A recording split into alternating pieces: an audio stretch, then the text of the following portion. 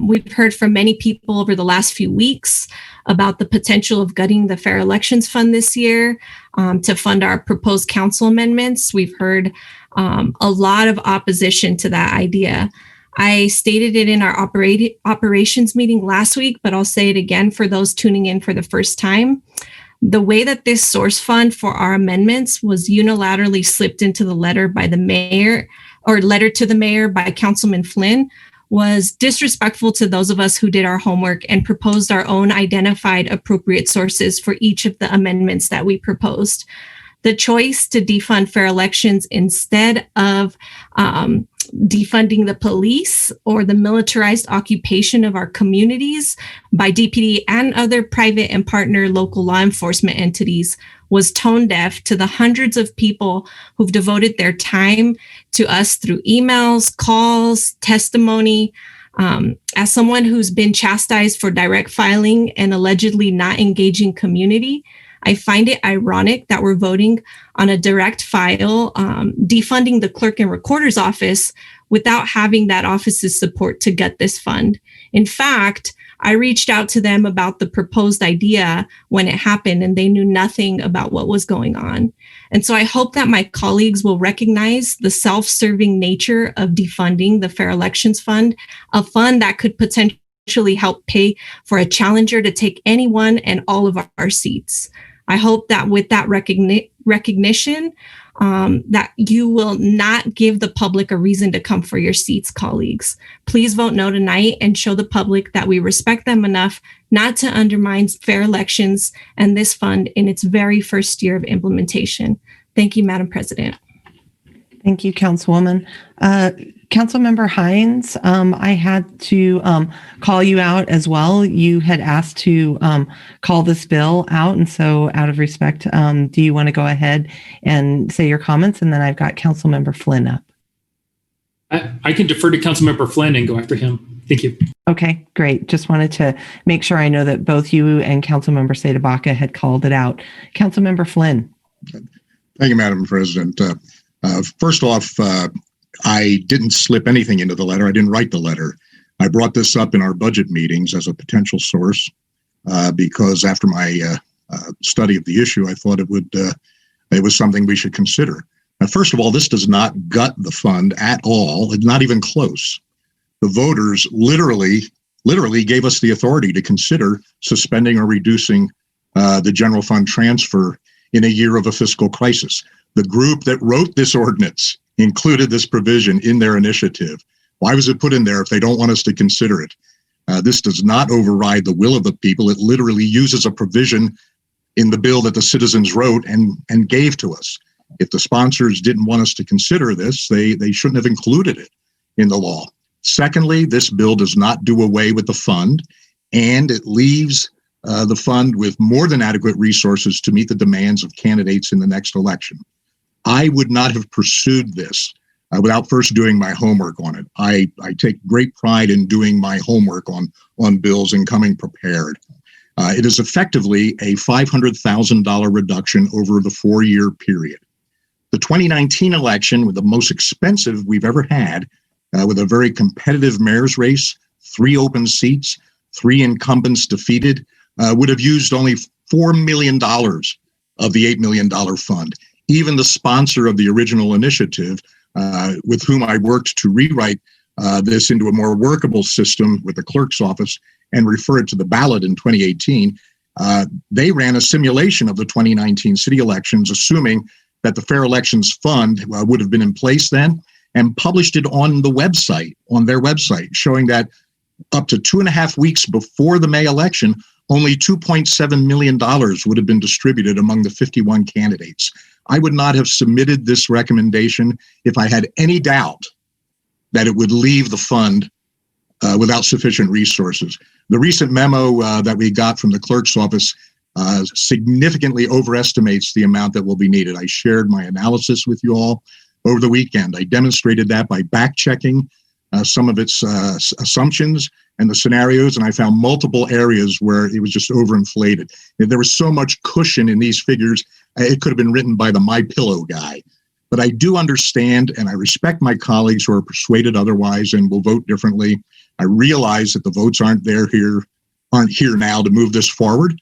But the optics that I was concerned with is that with city workers forced to take between 3 and 4 weeks without pay through furloughs this year and next because of our budget crisis, that we wouldn't consider a $500,000 reduction in the tax subsidies to our own campaigns. Thank you, Madam President. Thank you, Councilmember Flynn. Councilmember Hinds. Thank you, Madam President. I know we have a lot going on tonight, so I want to be as brief as possible. I would say the clerk has performed his own analysis, and according to their analysis, the fund needs the money. The people voted to provide it. I trust Denver elections to know about elections. That's what they do after all. And when I have to decide between the validity of an elections analysis or a colleague analysis about elections, I'm going to trust elections. Also, I believe that the idea is to provide funding for everyone, not just incumbents. And I'm concerned that if we run out of funds, this could turn into an incumbent defense fund, not a fair elections fund. Thank you, Madam President. Thank you, Councilmember Hinds. Councilman Kashmann. Thank you, Madam President. I'll just start by saying that I totally reject the notion that anybody is considering this issue on either side in some attempt to gain advantage in any future election. When this topic was first brought up, I thought, well, if we wanted to borrow, say, $500,000 and get it replenished the next year, that might be something I'd consider. But after receiving the mayor's response to our list of amendments, I felt he got a little bit carried away with diving into that fund. I have great respect for Councilman Flynn, tremendous respect for Clerk Lopez and his staff. I would tend to lean towards the clerk's assessment of the landscape, but mainly we have no idea what this is, how much money we're going to need. And even more concerning than that is we have no idea where our country is going budget-wise. So I'm going to take the conservative approach to protect the fund that our voters passed. Thank you, Madam President. Thank you, Councilman. Councilwoman Ortega. Thank you, Madam President. I won't repeat what my colleague Councilman Flynn already shared, but two things that I want to mention is that we basically have said that we're going to engage in a reimagining policing effort that is underway, and we were awaiting recommendations from that process to then determine what kinds of changes we might want to see to the police budget. Now, even aside from that, we identified as a priority to add more funding to the STAR program, which the mayor agreed to do. We, in the letter, offered basically of the items, $371,800 to come out of that fund or to take it away from the police recruit class. Secondly, I don't know how many of you are aware of a recent poll that has been done that looks at where the public is in regard to, support of policing in our city. We hear a lot from people who come to our meetings on a regular basis, and I don't discount their input, but there are a lot of other people that are in this city who have weighed in via this poll, and I'm trying to pull it up right as we speak. But the bottom line is that when you look at, and I'm happy to share it with you all, that it's saying that 60% of the responders, one of the questions was asked, do you want the police to spend more or less or the same amount of time in our neighborhoods? The answer was 60%, the same. More was 24%, and less than 16% was to on less. And so that's just one of the questions. There are a couple of others on there. I think it's important to just kind of know and understand the sentiment of where the public is on that. And then the last thing is today's economic times and the challenges we're dealing with our city budget have never been worse than they are today. And the folks who drafted this particular bill gave city council, gave city leaders the option to look at that fund, not funding it fully in these kinds of conditions. And so to see the full court press that was put out by the very, leader who spearheaded bringing that forward to try to, dictate to us that we should not be using this. And, again, I don't want to repeat what Councilman Flynn just said about how much money would be needed for the 2023 elections. I think, the conditions and the provision absolutely give us the authority to do that.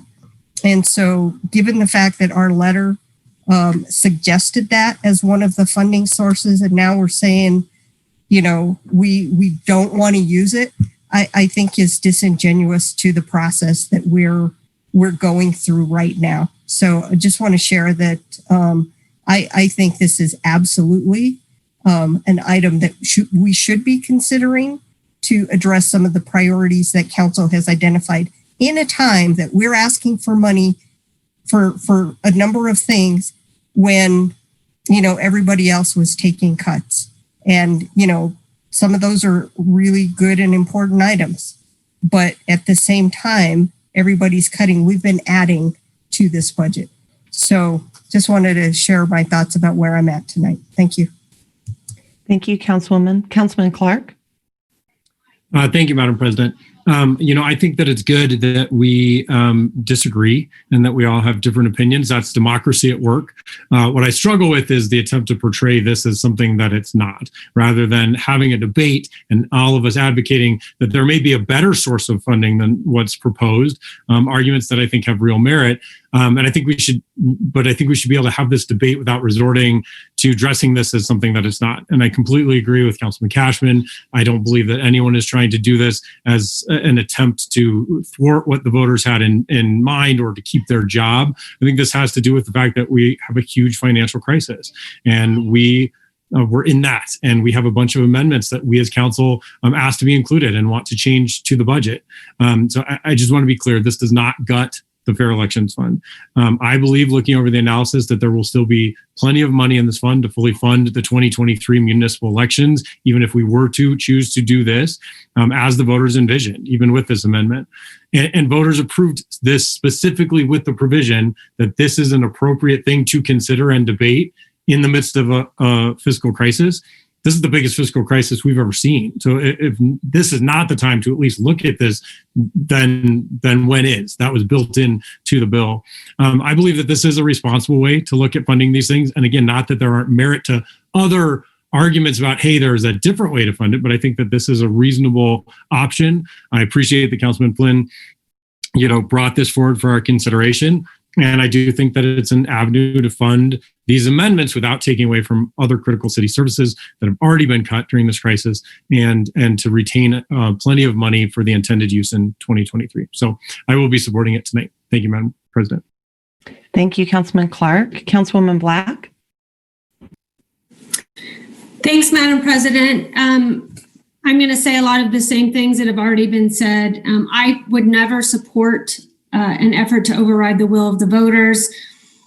Just as Councilman Clark just pointed out, this doesn't do this. In fact, the Fair Elections bill that voters approved allowed for this very scenario when the city might be in a budget crisis. Following up on what Councilwoman Ortega said about our financial crisis and Councilman Flynn's comments about the sacrifices our city workers have to make when they are taking 3 or 4 weeks of unpaid furlough days. I think there's no other better indication of the crisis that we are in right now. I do believe this bill ensures that the Fair Election Fund will be replenished so that adequate funds will be available for the 2023 election.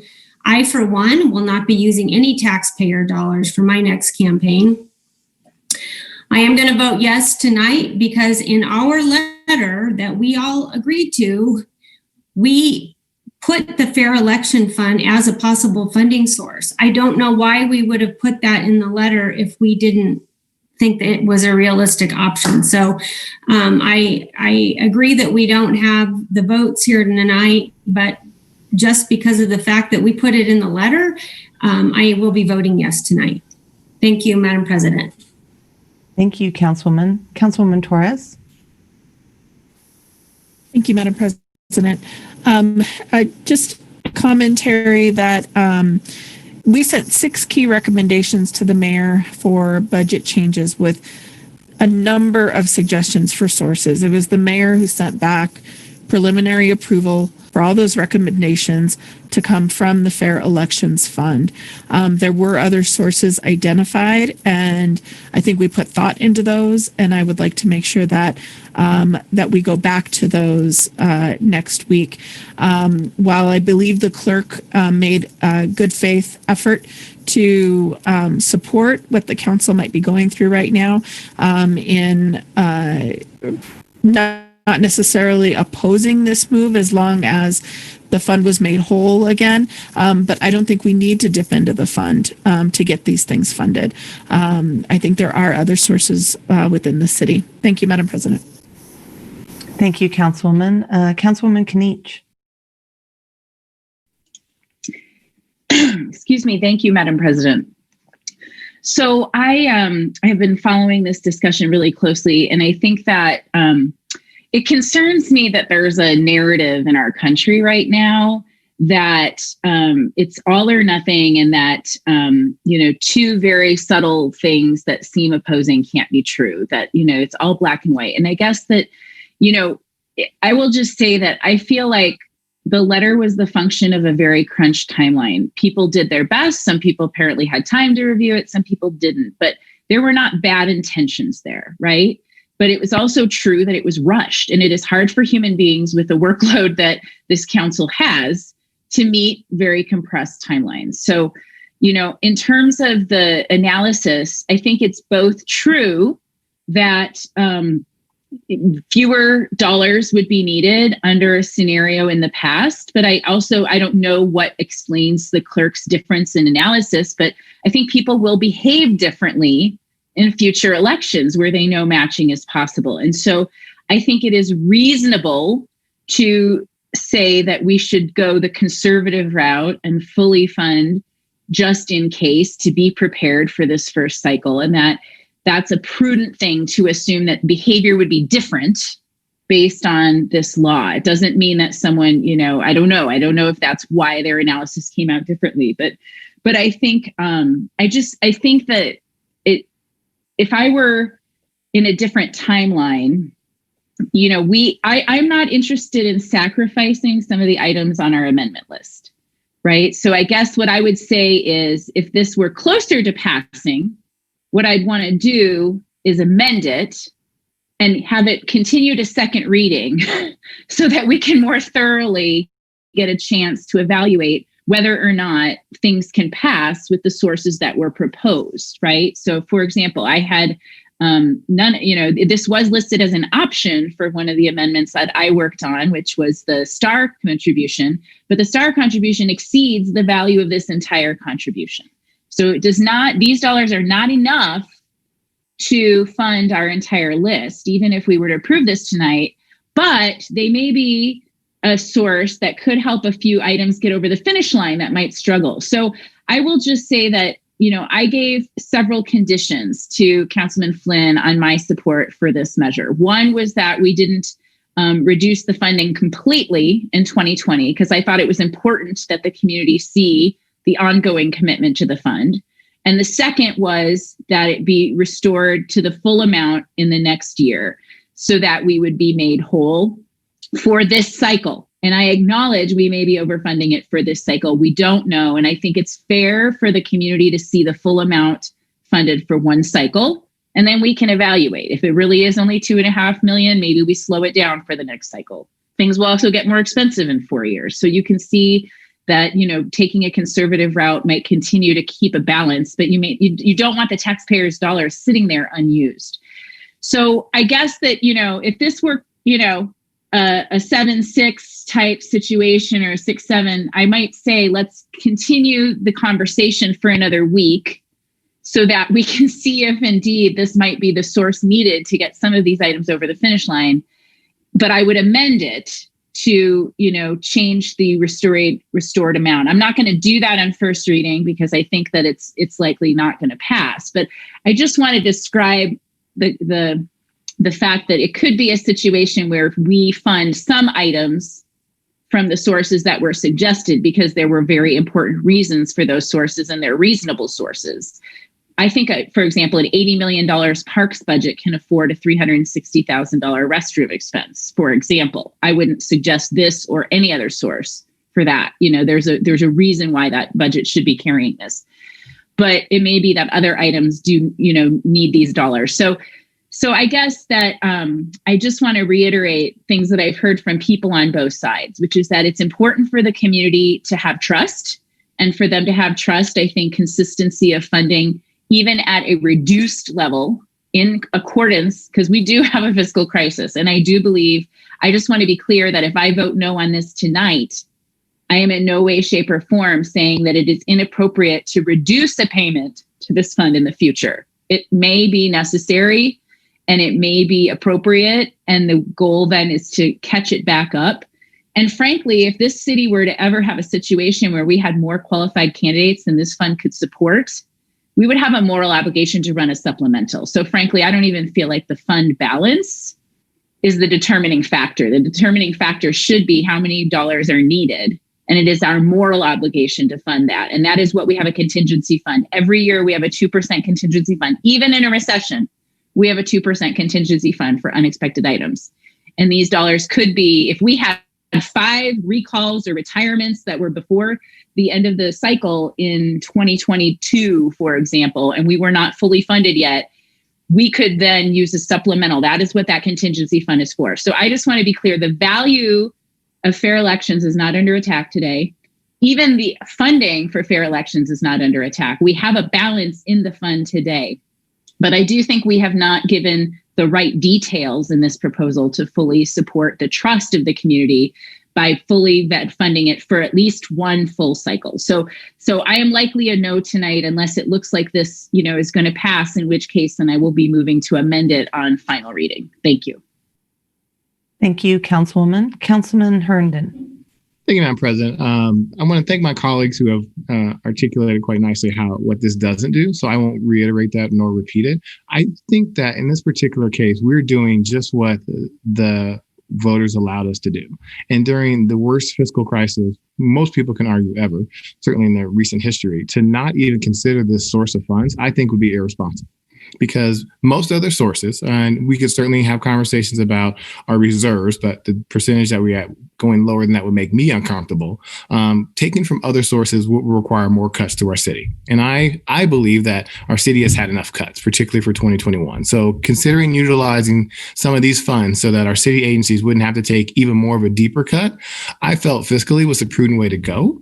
And that's why I am supporting this moving. And I would certainly hope this would be something that we would consider to do. But I certainly appreciate the dialogue and reasons why we should. And I don't have any ill will towards the clerk, because if I was clerk and recorder, I would have concerns as well.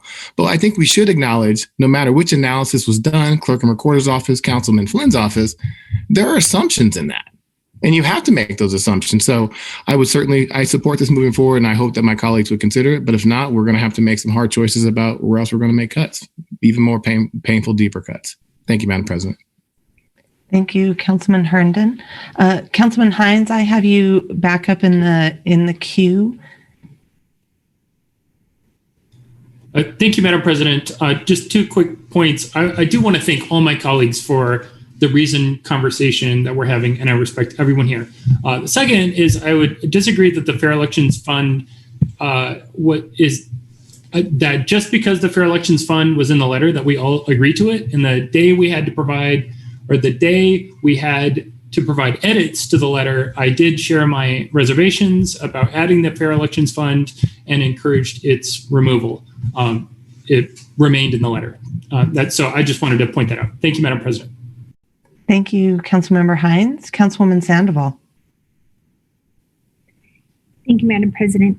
So I have a question for the mayor's office. Is anyone on the line who could answer a question?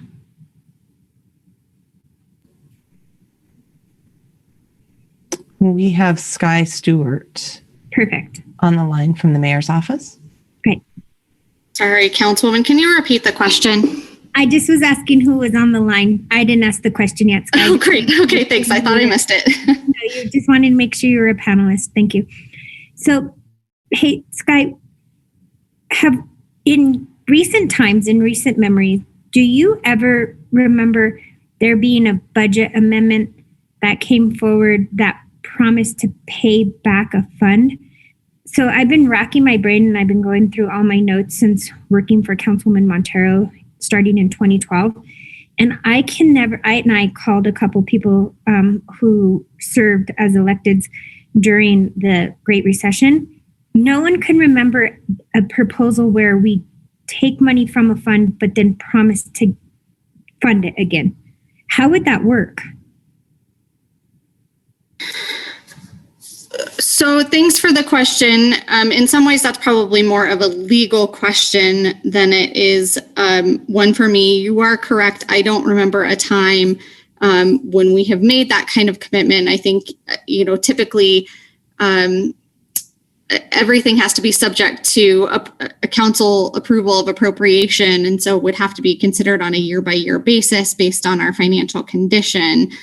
So I don't remember it ever being in a bill before.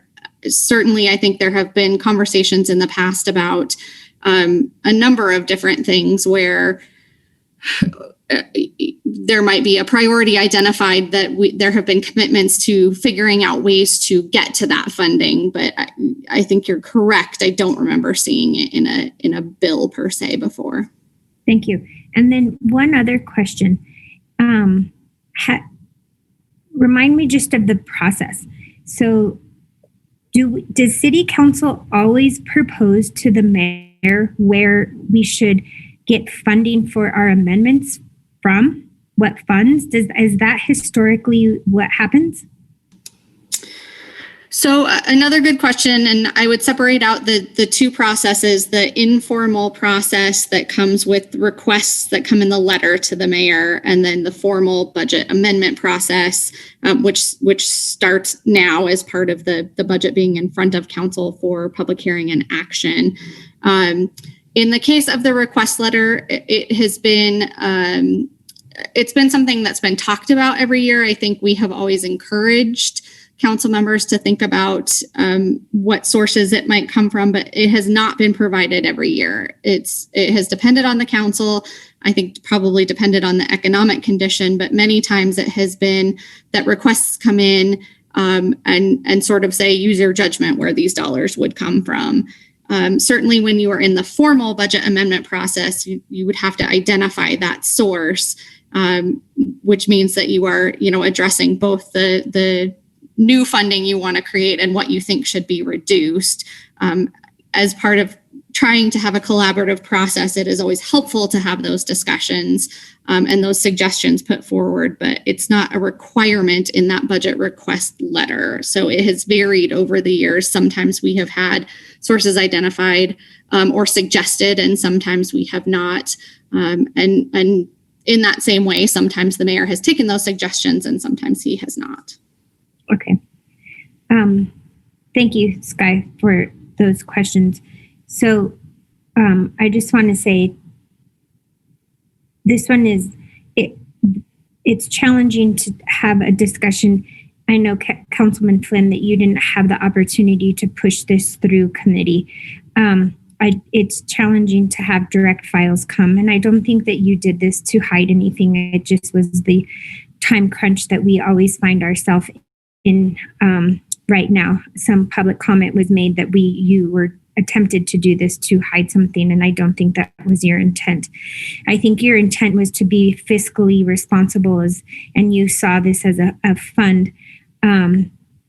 So with that, I'll just continue listening to my colleagues. Thank you, Madam President. Thank you, Councilwoman Sandoval. Councilman Flynn, we've got you back up. And then I don't think we have heard from Councilwoman Sawyer yet tonight in this conversation. So wanted to ask Councilman Flynn if it's okay if I bounce over to Councilwoman Sawyer. All right, thank you. Go ahead, Councilwoman. Thank you. I really appreciate it. Sorry, I was like shouting to my family to turn down the TV in the background, working from home. Sorry about that. Thanks, Madam President. I really appreciate this conversation with all of my council members, and very much appreciate Councilman Flynn's position. I think, it was thoughtful, and I certainly think it came from the right place. I have said many times I did not support this.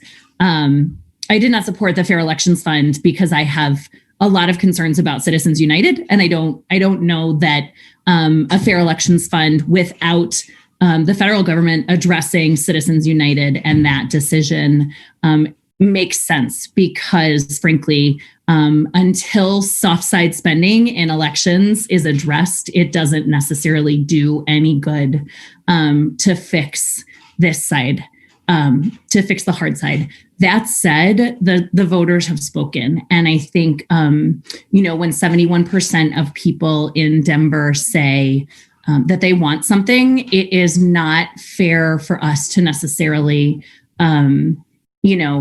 change that, particularly in its first year.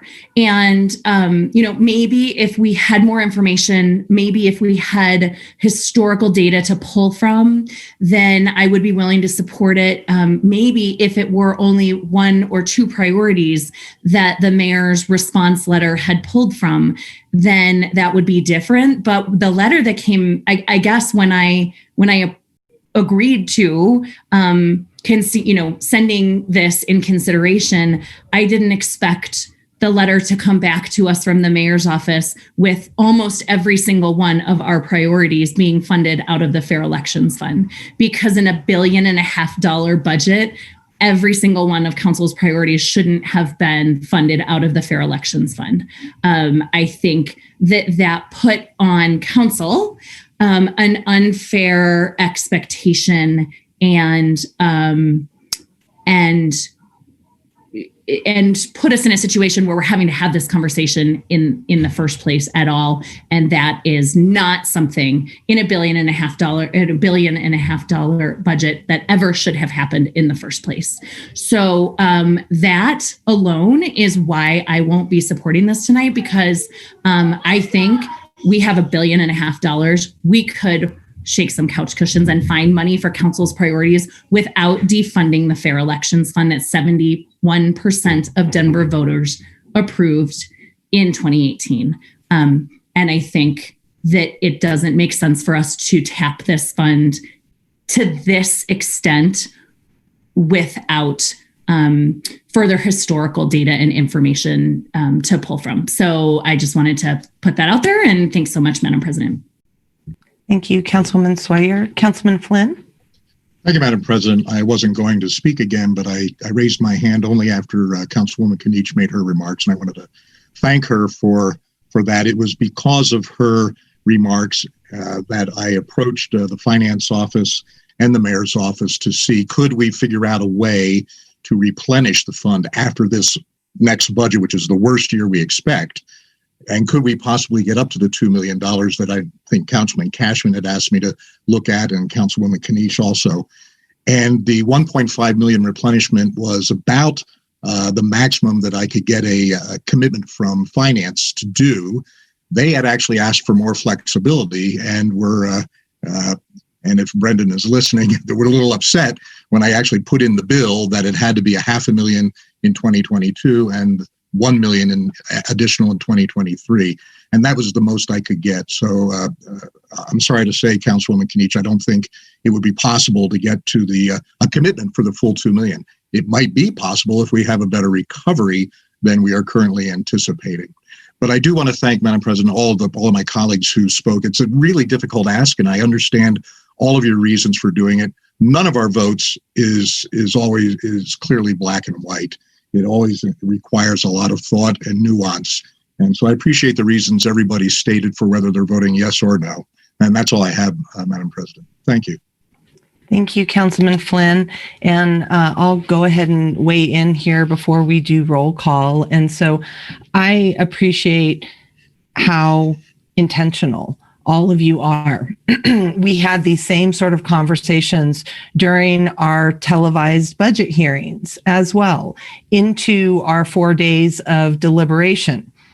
It was transparent. The public knew what we were talking about. And as being the president of council, if I failed on the side of trying to get us to compromise, I'm okay with that, because I represent all of you, and that letter was a combination of everybody's ideas, all the work we put together, and far be it from me as the president of council saying to one of my colleagues, Councilman Flynn, I don't think that's going to fly. I'm not for it. I don't think we should put it in the letter.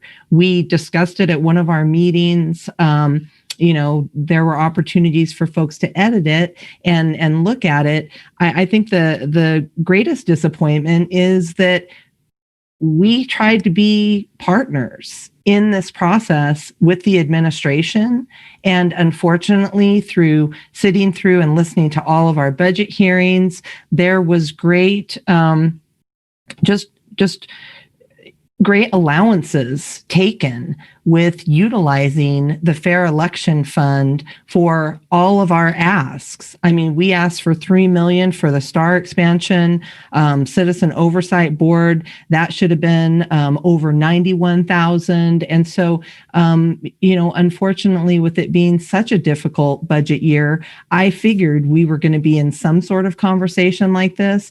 I just didn't anticipate that there wasn't going to be that back and forth, especially on the items that we intentionally did not list the Fair Elections Fund, and there was no discussion or other options given to that. We could have put no funding source in our letter, and it still could have come back with utilize the Fair Elections Fund, or you're just not going to get any of these asks. And so I wanted to note kind of the history as I saw it and what we did. And honestly, there was nothing nefarious around us putting something in last minute or Councilman Flynn trying to slide something by. I mean, we need to look at every single option out there to address what we have been hearing from our constituents since March.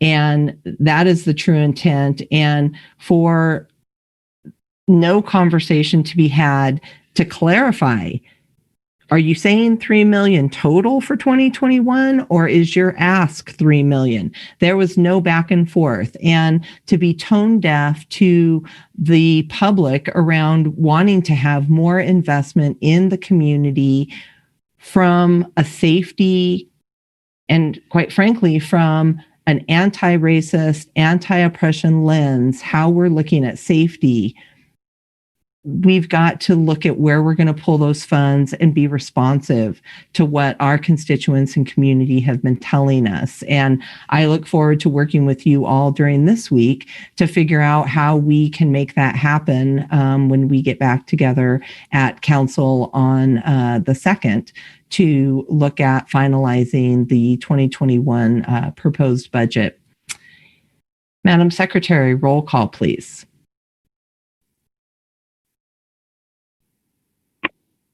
CdeBaca? No. Clark? Aye. Flynn? Aye. Herndon? Aye. Hinds? No. No. Kashmann? Kniech? Pass. Ortega? Yes. Sandoval? No. Sawyer? No. Torres? No. Black? Yes. Kniech? No. Madam President? No. Madam Secretary, close the voting and announce the results. 5 ayes, 8 nays. 5 ayes, 8 nays. Council Bill 1194 has failed. That concludes the items to be called out. All other bills for introduction are ordered published. Council members, remember this is a consent or block vote, and you will